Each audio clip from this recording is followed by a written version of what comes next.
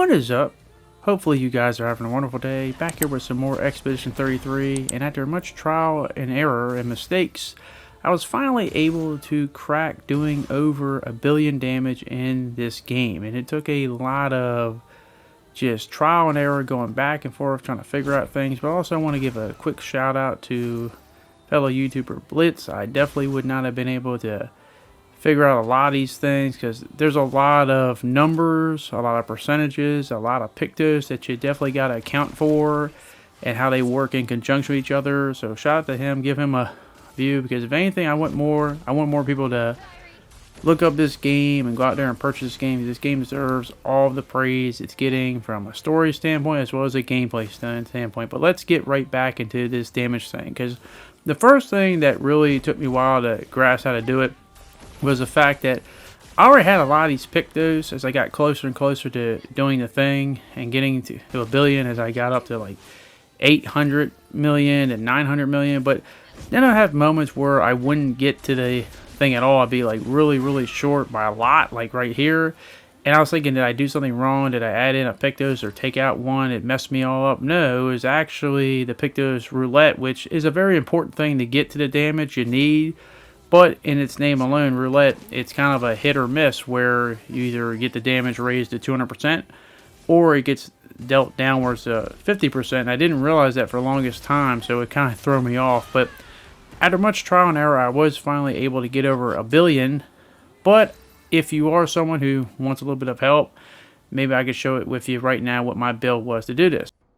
So obviously it's Malia, who is definitely the most overpowered character in this game, and the first thing you're going to need is her best weapon, the medallion. And this is a weapon that's great because you're always in the virtuous stance as you start out, because that's very important, being 200% damage in virtuous stance. But in order to get the weapon, if you're wondering where it is, you can either have it real easy, where during the main storyline, Act 1, you have a little tournament, and if you let Malia win it, you get this weapon real early on. If you don't, you forget, like me, or you just didn't know, like me, you unfortunately have to defeat Golgora, who can be really tough, and not unless you're in late game stages. So, those are the two ways you get this weapon, and obviously max it out, and, the rest is history. But that's the first thing you're going to need in terms of, like, a weapon. All the other characters I use in this, it doesn't matter what the weapons are, because it's going to be Malia that does the show. So, get the medallion.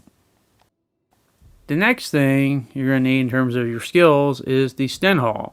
It is definitely Malia's most broken attack. It does extreme void damage to one target. It does give you defenseless, but once again, you're one-shotting everybody here. So, well, not everybody, but the one enemy you're attacking. So that's basically the one thing you really need. I'm not going to go into any other skills because you really don't need them. Now, the Luminas, the Pictos, yeah. Now, I'm not going to go over every single one that you need, but try to highlight the ones that you need that are actually important. And a lot of these ones, they won't know exactly when you use them, but they work in conjunction with other abilities, as you'll see here. Like add Death Store, perfect example.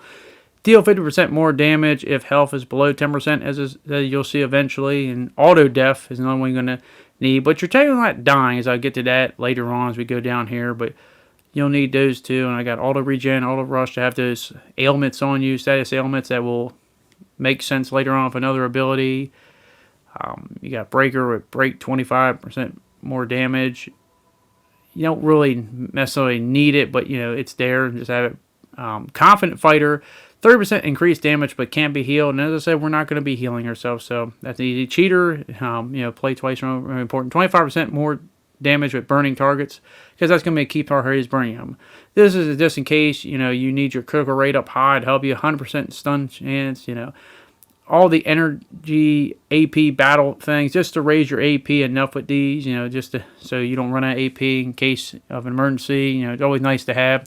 First offensive, your first strike does 50% more damage. Play first with first strike.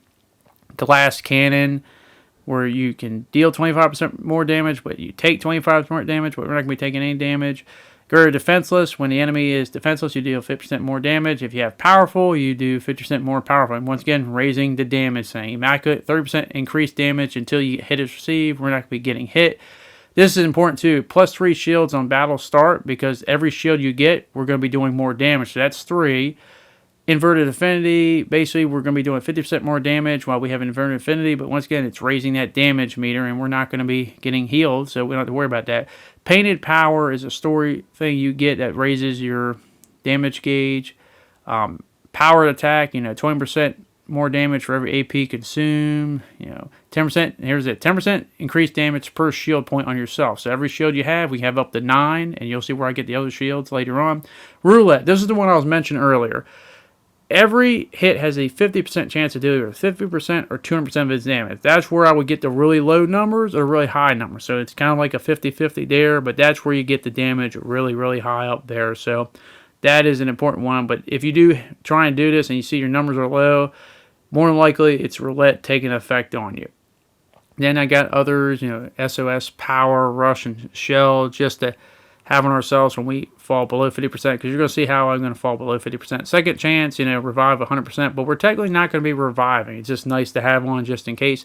Shield Affinity, 30% increased damage while having shields, but receiving any damage removes all the shields, once again raising it.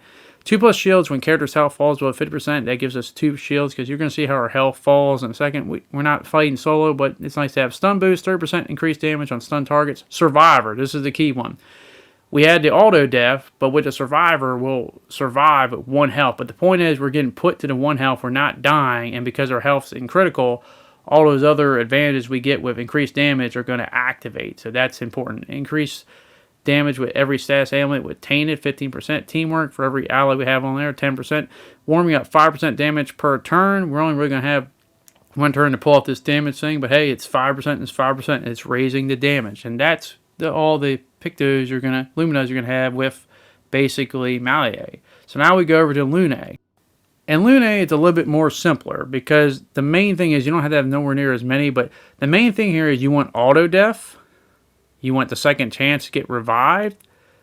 But the key part is that you also want the shortcut. So you'll die, you'll respawn, but because your health did fall immediately below 30%, it also means that Lune, and as you'll see with CL, my other character, they will play first before Malier. Malier will play last after those two play. So that's important there. But when Lune dies, it's not just she just dies and gets revived. She also has Breaking Death, meaning that the entire break bar will be filled among death with all the enemies.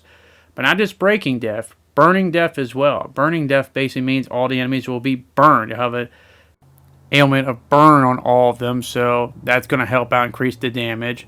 And then we're going to have Marking Break, because the key part here is that the enemies are going to be so close to break, so once we break the main enemy we're going to be hitting, they'll have a mark on them once they break. So it'll be burn, they'll be stunned, and it'll be break. And also, they're going to have Defenseless on as well.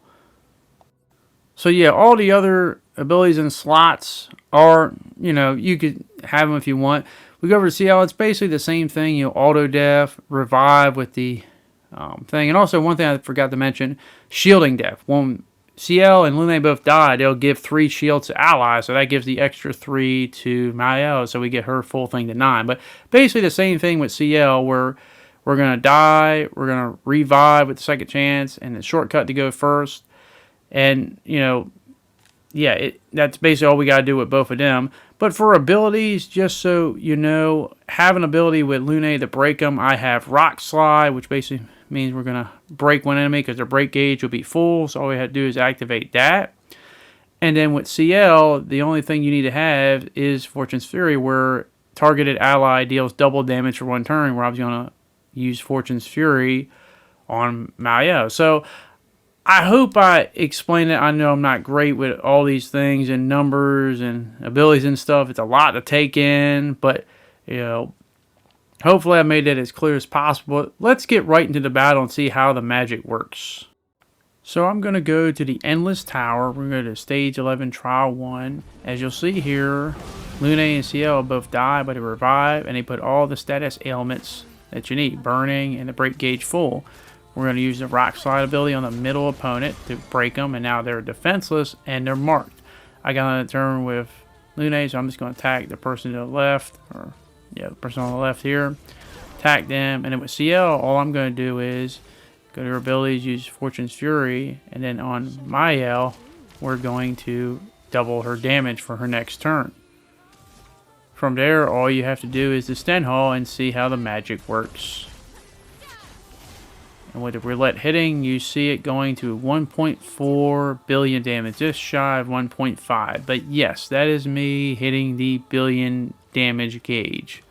Hopefully I made that as simple and easy to understand, but I know it's a lot of pictos, a lot of abilities, a lot of numbers, a lot of things working in conjunction with each other, a lot of things to process, and get a little confusing and overwhelming at times, as it did for me. But as I said, shout out to fellow YouTuber Blitz. I definitely wouldn't have figured out a lot of that stuff, so it's nice to have a helpful community, and hopefully more people can learn, and hopefully more people can just go out there and play this game, because it's definitely worth all the attention it's getting. And also, 2 million units in 12 days. Much congrats to SandfallInteractive. But that is going to be it. Hopefully you guys did enjoy this video, and hopefully I can see you guys back in the next one. Thanks, and I'll see you all later. Peace.